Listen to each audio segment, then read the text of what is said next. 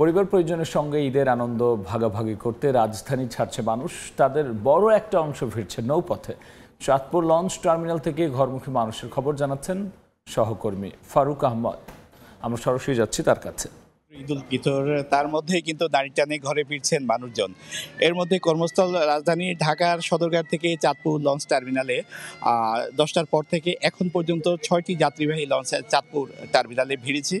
আমরা প্রতিটি যাত্রীবাহী লঞ্চে লক্ষ্য করেছি যে সেখানে ধারণ ক্ষমতা তার চাইতেও কিছুটা বেশি হলো। যাত্রীদের মধ্যে কিন্তু একটা স্বস্তি ছিল, অর্থাৎ এই ভ্রমণে কারো মধ্যে এমন কোনো অস্বস্তির ভাব ছিল না, কিংবা বাড়তি ভাড়া নিয়ে কোনো অনুযোগ ছিল না। এটি ছিল এবারে লঞ্চ যাত্রা যেসব যাত্রী আছেন তাদের জন্য স্বস্তির খবর। তো এই মুহূর্তে চাঁদপুর লঞ্চ টার্মিনালে আপাতত কোনো লঞ্চ রাজধানী সদরঘাট থেকে ছেড়ে আসার আমরা দৃশ্য দেখাতে পারছি না। তবে তার আগে কিন্তু 6টি লঞ্চ, এর মধ্যে 3টি যাত্রীবাহী লঞ্চ সদরঘাট এবং বাকি 3টি লঞ্চ নারায়ণগঞ্জ অন্যান্য রুট থেকে চাঁদপুরের উদ্দেশ্যে ছেড়ে এসেছিল।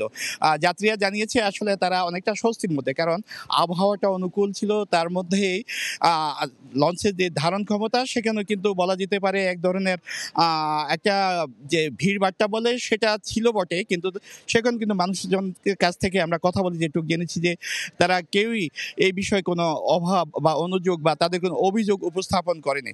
সবাই বলেছে যে অনেকটা স্বস্তি ছিল এবার লঞ্চের যাত্রা, যে কারণে সদরঘাট থেকে তারা যখন যাত্রা করেছিল সেখানে কিন্তু এক ধরনের নিরাপত্তার মধ্যে দিয়ে তারা লঞ্চগুলোতে আরোহণ করতে পেরেছেন।